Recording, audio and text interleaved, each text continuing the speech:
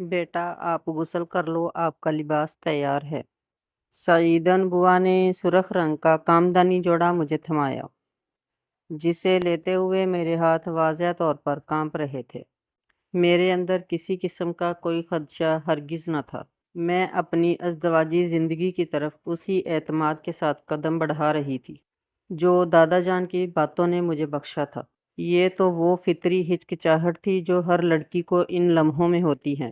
والدین کا گھر چھوڑ کر ان سے الگ ہونے کا احساس نہ چاہتے ہوئے بھی بڑا مشکل ہوتا ہے۔ مجھے سعیدن بوا سے بھی شرم آ رہی تھی۔ یہ بھی اس کپکپاہٹ کا موجب تھا۔ آپ لباس تبدیل کر لو تو ہم شبانہ بیوی کو بھی بلا لائیں، وہ آپ کو تیار کرنے کے لیے بے تاب بیٹھی ہیں۔ شبانہ فرقان چچا کی منجلی بیٹی تھی۔ ہم سے بے حد محبت تھی۔ ہم دونوں میں سال بھر کی چھوٹائی بڑائی تھی۔ میں شبانہ سے 1 سال بڑی تھی، مگر تکلف ذرہ برابر بھی نہ تھا۔ شبانہ سے بڑی دردانہ تھی۔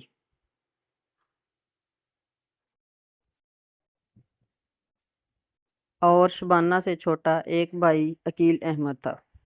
فرقان چچا پہلے تو ہمارے ساتھ اسی بڑے گھر میں رہا کرتے تھے، مگر پچھلے 2 برسوں سے کاروبار کی وجہ سے انہیں گجرانوالہ جا کر آباد ہونا پڑا تھا۔ چچا جان تو چاہتے تھے کہ ان کا گھرانہ یہیں آباد رہے اور وہ ہفتے بعد گھر کا چکر لگا لیا کریں گے، مگر دادا جان اس بات کے سخت خلاف تھے۔ وہ کہتے تھے شادی شدہ لوگوں کو ہمیشہ اکٹھے رہنا چاہیے تاکہ بچوں کی تربیت میں کچھ کمی نہ رہے۔ میں نے شبانہ کی بے تابی کا سنا تو زیر لب مسکراتی ہوئی غسل کے لیے چل دی۔ مجھے پتا تھا اب وہ کس طرح سے مجھے ستائے گی۔ وہ بے حد شرارتی تھی اور وہی ہوا جیسے ہی میں غسل خانے سے باہر آئی۔ اللہ جی، رفیہ بی بی تم تو سنگھار کے بغیر ہی قیامت لگ رہی ہو۔ کر لو گی تو کیا ہوگا؟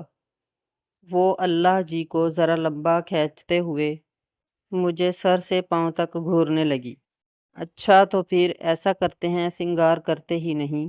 میں نے بھی اس کا وار پلٹ دیا۔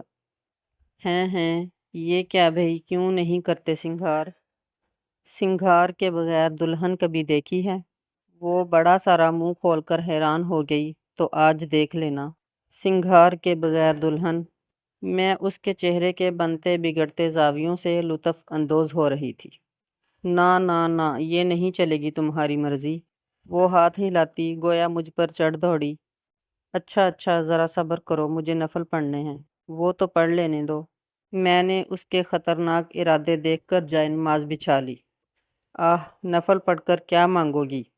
فرید الدین جیسا شوہر مل رہا ہے، یہ حسین و جمیل، تعلیم و یافتہ، عقلوتا۔ وہ سامنے کرسی پر نیم دراز ہوئی، جانے اور کیا کہہ رہی تھی۔ میں نے جی میں کہا الحمدللہ، اور نفل کی ادائیگی کی نیت باندھ لی۔ اپنی زندگی کے اچھے آغاز اور فرید الدین کے بہترین دائمی ساتھ کے لیے دعاؤں کے ساتھ ساتھ دادا جان کی صحت اور عمر درازی کے لیے بہت سی دعائیں مانگتے مانگتے میری آنکھیں پرنم ہو گئیں۔ لو جی، یہ 4 کمروں کے فاصلے پر رخصت ہو کر جا رہی ہیں محترمہ، اور محترمہ ہیں کہ اداس ہو رہی ہیں۔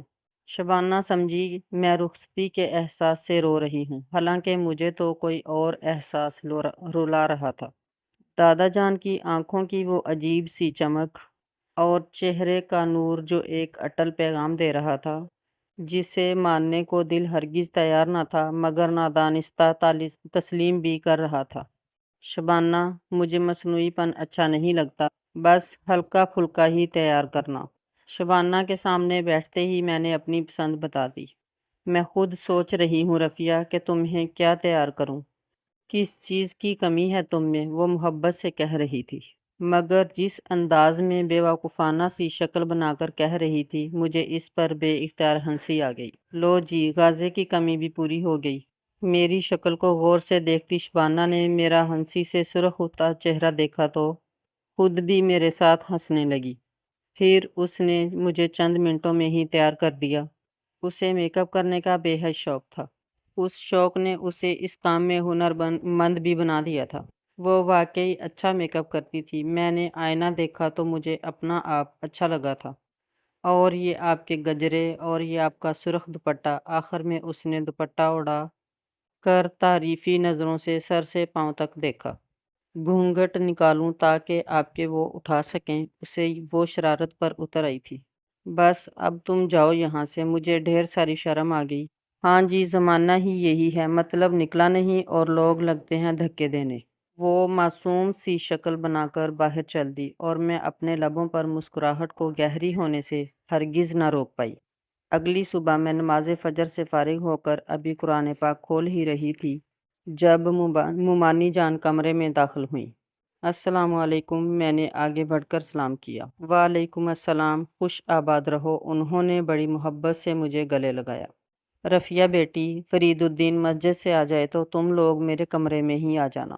وہ میرے کمرے کا جائزہ لینے کے ساتھ ساتھ چیزوں کو بھی ترتیب دے رہی تھیں۔ صبح بیدار ہوتے ہی بستر پر سے کمبل وغیرہ سمیٹ لیا کرنے۔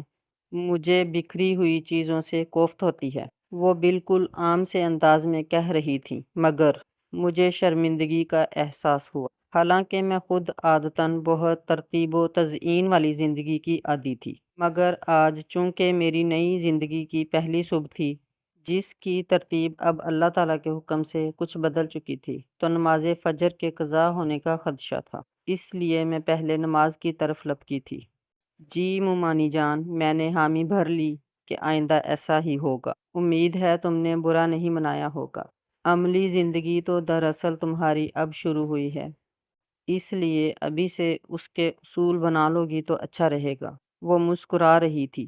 جی مومانی جان، میرے منہ سے دوبارہ بھی گھٹا گھٹا سا جی ہی نکلا۔ نہ جانے کیوں میرے اندر ایک ہلکا سا خوف اترنے لگا تھا، اپنی ذات پر بھروسے میں ایک بال لکیر دے رہا تھا۔ لا حول ولا قوت الا باللہ، میں نے فوراً پڑھا اور اپنے دل پر نگاہ کر کے پھونک ماری۔ اتنے میں فرید الدین بھی مسجد سے آ گئے تھے۔ السلام علیکم امی جان۔ وہ اپنی امی جان کو دیکھ کر ان کی طرف بڑھ گئے۔ وعلیکم السلام، جیتے رہو۔ وہ خوشی سے بیٹے کو ملیں، انہیں گلے سے لگایا، پیشانی پر بوسہ دیا۔ ماشاءاللہ، بڑی پیاری جوڑی بنائی ہے اللہ تعالیٰ نے۔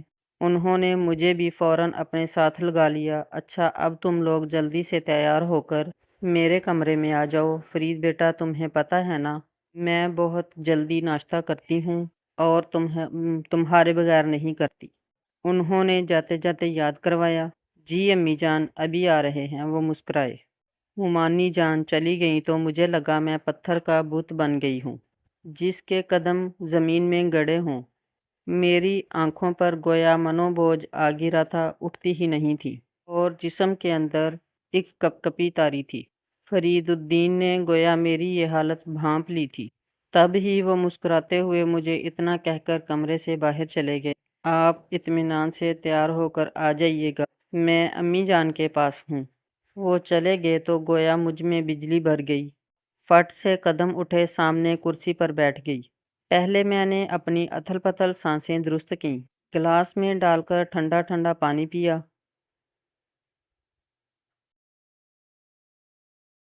پہلے بھی فرید الدین سے ملاقات ہر روز ہی ہوتی تھی، بچپن سے ہی ہم لوگ ساتھ ساتھ ہی تھے۔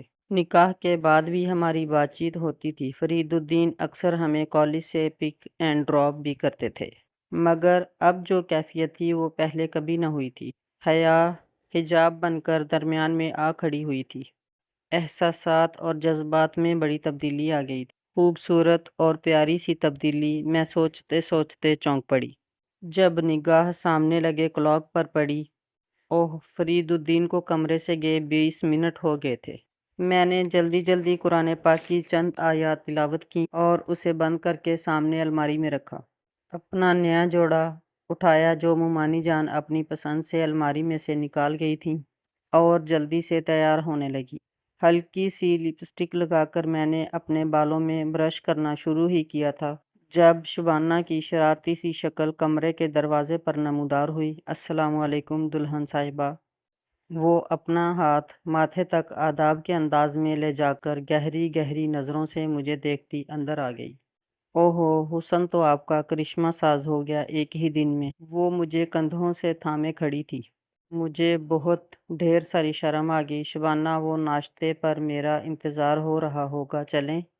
مجھے ممانی جان کے حکم کی فکر تھی، کون کر رہا ہوگا انتظار؟ وہ شرارت سے باز ہی نہ آ رہی تھی۔ وہ ممانی جان نے کہا تھا کہ وہ جلدی ناشتہ کرنے کی عادی ہیں۔ میں نے دوپٹہ پھیلا کر کندھوں تک لیا اور جانے کو قدم اٹھائے۔ جویریہ ممانی انتظار کر رہی ہوں گی یا ان کے صاحبزادے؟ اور آپ کے وہ میرے ہم قدم ہوئی۔ اور ویسے بھی جناب آپ کا ناشتہ تو ہم ہی لائے ہیں، وہ تو سعیدن بوا نکال کر دسترخوان پر لگا رہی ہوں گی ابھی۔ وہ مجھے تفصیل بتا رہی تھی۔ محترمہ کا پسندیدہ ناشتہ حلوہ پوریاں، آلو چنے کی بھجیا اور مسالے دار آملیٹ پراٹھے۔ وہ منہ میں پانی بھرتے ہوئے بولی، مزے کرو، جو جی چاہے کھاؤ، یہ امیاں بھی نہ لگتا ہے ساری عمر بیٹیوں کی ہی فکر کرتی رہتی ہیں۔ اب دیکھو نا، تائی امی کو فجر سے فکر لاحق تھی۔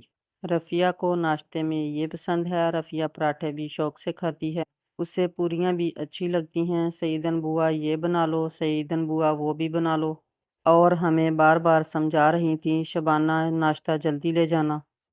ہم تو بھئی فجر پڑھ کر ہی چادر اوڑھے چپل پہنے بیٹھے تھے، مگر ہماری بھابھی ہی نے دیر لگا دی۔ وہ بولے ہی جا رہی تھی۔ بھابھی جان نے؟ مجھے سمجھ نہ آئی۔ اوئی اللہ، ابھی سے بھول گئیں، بعد میں کیا ہوگا؟ میرے استفسار پر وہ تقریباً چیخ پڑی اور مجھے اس کے بے ساختہ پن پر ہنسی آ گئی۔ اچھا ماریا، میں تو واقعی بھول بیٹھی تھی کہ میرے ساتھ ساتھ ماریا کی بھی تو رخصتی ہوئی ہے۔ میں اگر فرید الدین کی دلہن بن کر اس گھر میں آئی ہوں تو ماریا بھی تو اس گھر سے دلہن بن کر رخصت ہوئی تھی۔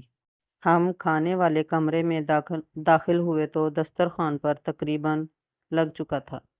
یوسف بھائی اور ماریا بھی ہمارے آگے آگے ہی آئے تھے۔ یوسف بھائی نے مجھے گلے لگایا اور ماریا فٹ فرید الدین سے چپک کر کھڑی ہو گئی۔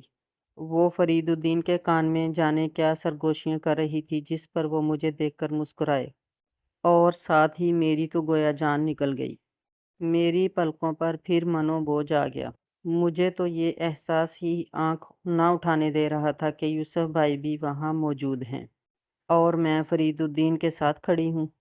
آؤ بچو، جلدی ناشتہ کر لو، ٹھنڈا ہو رہا ہے۔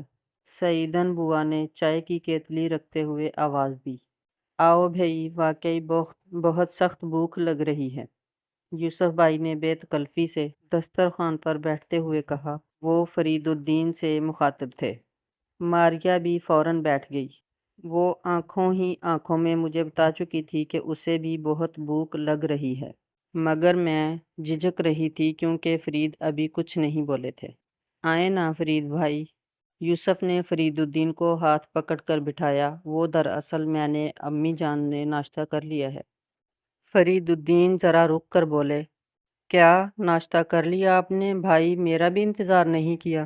ماریا حیران ہو گئی اور میرا دل ایک دم جیسے ڈوب سا گیا تھا کہ فرید الدین نے ناشتہ کر لیا، اور میں خود بخود میرے اندر سے ایک سوالیہ نشان ابھرا۔ ماریا، تم جانتی ہو میں مریضہ ہوں۔ حکیم صاحب نے مجھے بھوک برداشت کرنے سے منع کیا ہے۔ بھوک ویسے بھی مجھ سے کہاں برداشت ہوتی ہے، کمزوری سے جسم ہی لرزنے لگتا ہے۔ ممانی جان وضاحت کرنے لگیں، اور ایسی عادت ہے برسوں کی فرید الدین کے ساتھ ناشتہ کرنے کی کہ اب تو تنہا میرے حلق سے ایک نوالہ تک نہیں اترتا۔ دلہن کو میں نے صبح ہی بتا دیا تھا۔ وہ میری طرف دیکھنے لگی۔ وہ تو شاید نارمل ہی دیکھ رہی تھی، مگر مجھے لگ رہا تھا جیسے وہ مجھ سے گلہ کر رہی ہوں۔ خود بخود شرمندگی کا احساس مجھ پر طاری ہونے لگا۔ ہاں، ممانی جان نے بتایا تو تھا کہ وہ جلدی ناشتہ کرنے کی عادی۔